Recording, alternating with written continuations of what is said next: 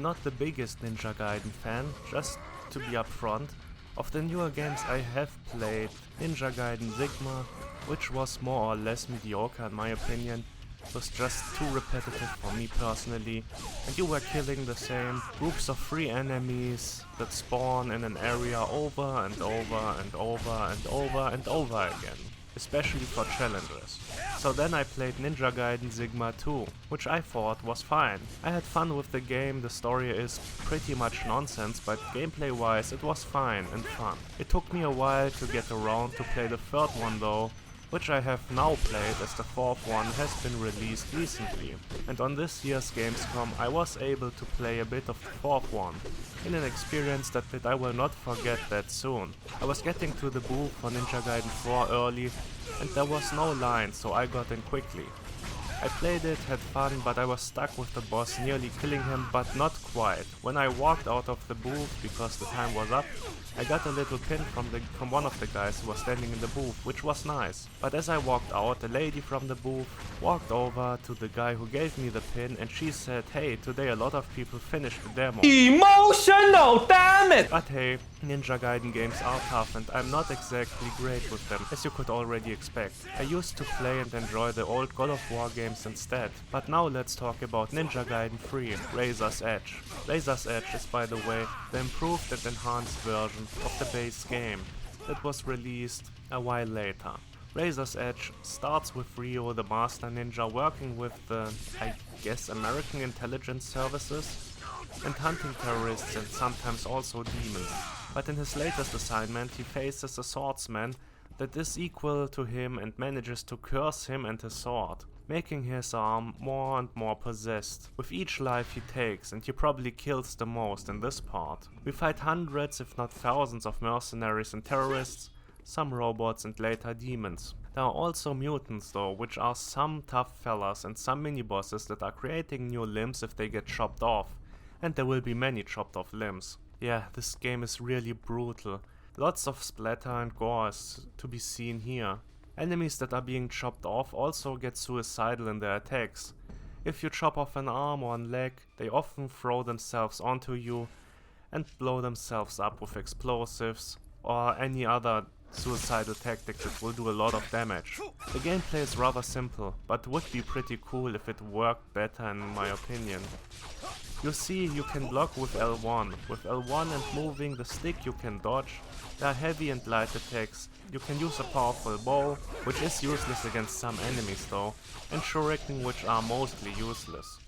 Only sometimes stopping enemies in their attack, but not really damaging them. You can throw them and kind of distract enemies for a moment, but it does hardly any damage, which is unfortunate.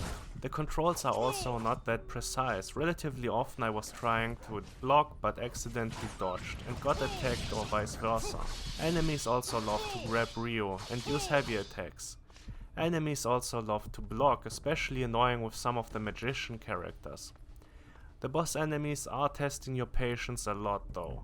I did enjoy the battles against the regular enemies except for the mutant gorilla-like enemies, but most bosses are a bit of a chore. It got better with some. I did like the T-Rex fight for example, but the robot spiders were pretty annoying. The first fight against the Masked Man is also way too tough, and there were boss fights that I was only able to complete because I upgraded health at some point during the fight. Otherwise it would have taken me forever.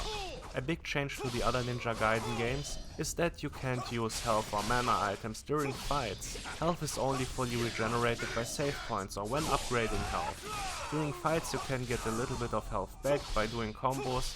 You can also get mana by attacking enemies. But you can also lose not only health but part of your health bar during attacks from enemies, which is kind of annoying. You can get a meditation ability to regenerate during fights, but I found this ability to be utterly useless.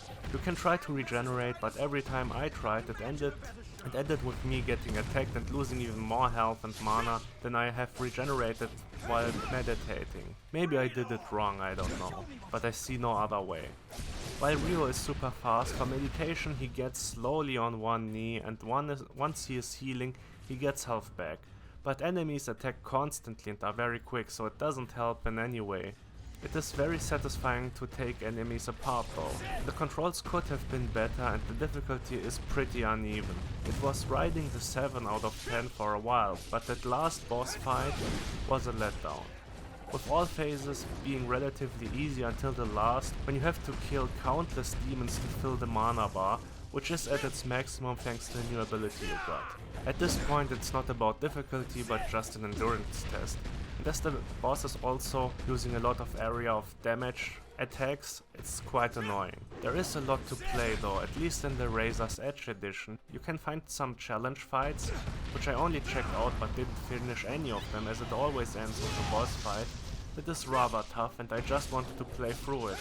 You can collect scarabs to get some points to upgrade Ryo and his abilities and his weapons or even his looks. The skins are the most expensive though. With scarabs you can also unlock some abilities to buy. You also fight as some side characters again and can get even more points. Those sequences are fine but not great.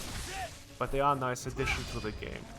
The story is pretty much a joke and makes barely any sense. There basically is an apocalyptic event that is started because some fucking nerd is jealous of his brother or something and went mad, and that's why he wants to destroy the world. Triggers the greatest master ninja who has killed more people, animals and monsters than the plague and eventually turns himself into a mutant monster to fight him and die.